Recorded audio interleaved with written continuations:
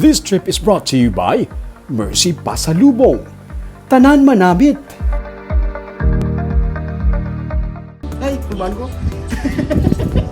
Ang buwan ni siya. Ay! Diyos ko.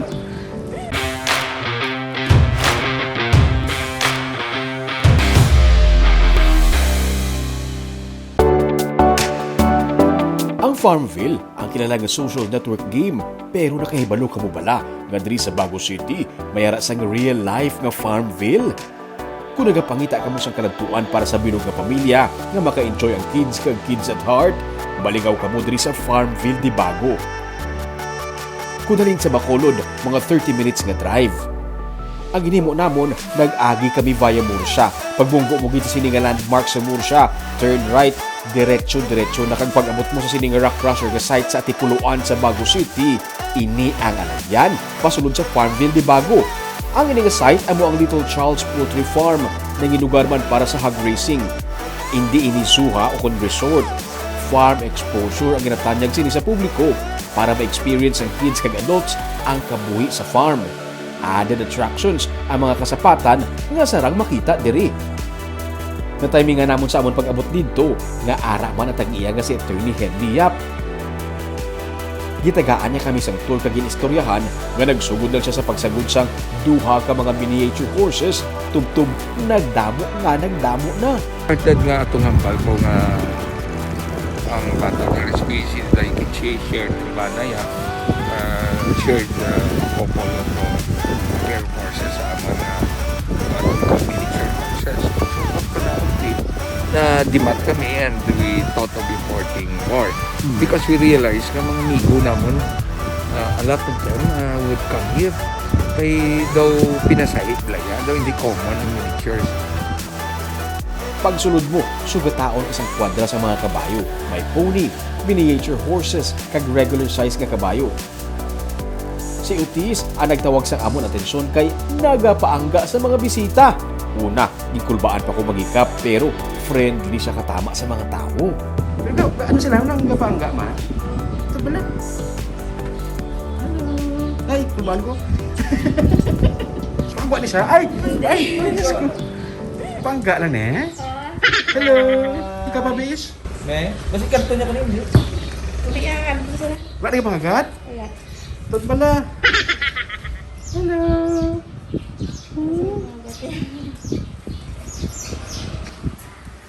Hello. Angga. What's your name? Nabi isang bangsi oh. Ako na ang kabayo ko may bangs. Pangalan niya niyo? Otis. Otis nga lang niya? Dugay-dugay, may nagtawag pagit sang amon atensyon. Ano na siya? Ay!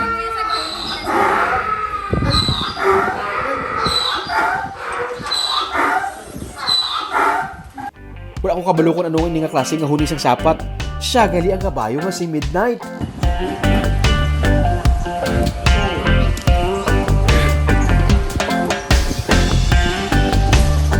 Hello.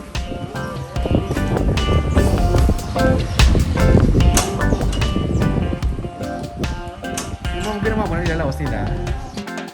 Ini naman si Omi, short for Omicron. Kaya nabunag siya sang nagsaka ang Omicron variant cases sang COVID-19.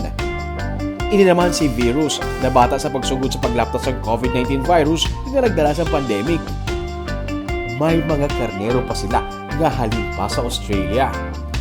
Makalilingaw ang nanari-sari nga species sa mga pispis nga ari diri.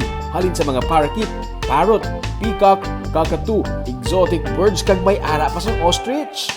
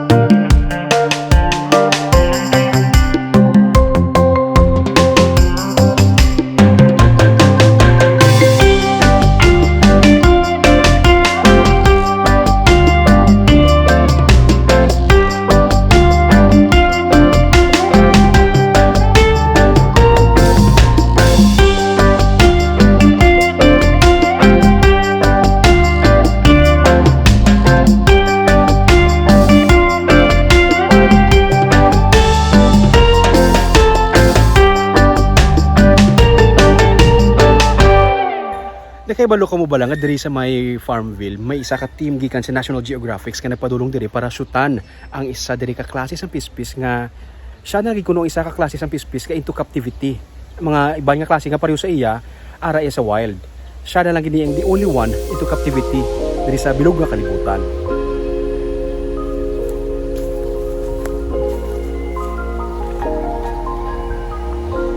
Ini amo ang talaod rocket-tail parrot. Pero sa kuno ang ikog sa sili nga pispis nga may nagalabaw nga do rocket-like nga shape. Kag sa wild mo na lang gid ini makit-an. Do parehas lang nga collector's item na ini.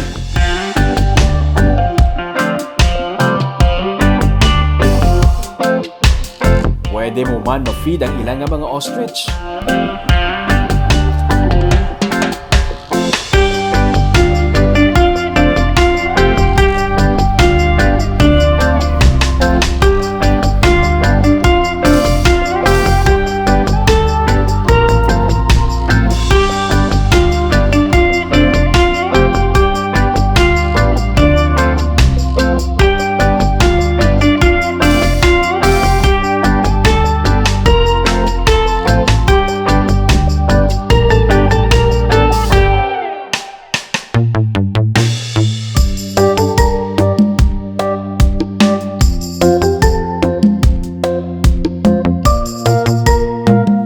Ang ini nga pispis, kung natakihon, nagabato pinaagi sa pagpanuslok sang matalong nga parte sang iya sini nga balahibo.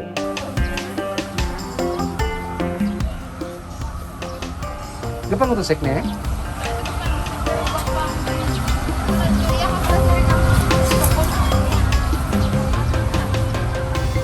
Gapang buno? Ah, ra dali okay. Gapang buno mas pili. Ipakiga siya be pati.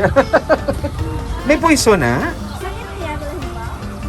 Gapang I think. May 12 na ka mga guinea pigs nga ari man diri. For sure, malingaw ang mga kabataan. Amo ni ang lugar sang guinea pig. Pig na may pig. Kami ka ba yun? Dahil masih magwa sila di. Ah, tuod ka? Do, shih tzu, do. Oo. Sabi na lagyan sila tanan. Sa una, para lang gid inikutani sa pamilya kang mga abyan nila. Pero sa kadamo sa nagaayo, ginbuksan na lang nila sa publiko. Coming in, especially mga estudyante, gaayo, mga mga what you call this, ang Field mga trip. schools, gaayo nga kung pwede and especially the local government sila sa bago ang tourism nga kung pwede i-open up naman sa public. Kaya supposedly hindi, it's too risky because of the animal health. Ang humans are the number one carrier.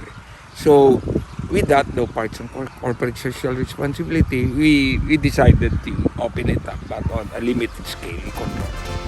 Kag, may libo-libo nga mga native nga mga species ang kahoy nga yara sa ilang nursery. Kag ini ang natalan nga ipananom magsugod ang rainy season. Ini para magdamo pagin ang kakahuyan ilabi na ang mga native nga klase sang kahoy. Parehas na lamang sang nara, kamagong ipil-ipil kag madamo pa sang iban. Wala labot sang farm exposure kon farm nga experience nga ginatanyag sang Farmville de Bago. Kabalo ka mo bala nga ginaplano ini karon nga himuon nga isa ka native tree museum bot silingon ta lang nga kasi sang native tree sarang makit-an kag ma-preserve sa sini nga lugar. Para mangin updated kamo sa mga episodes ng Tripping ni Roming, please do follow our Facebook page and YouTube channel Digicast Negros. Lulupod kita sa pagbangon. Ako si Romeo Subaldo kag giniang Tripping ni Roming.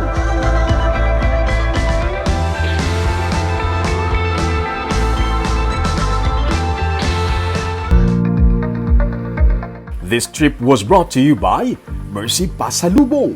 Tanan manamit.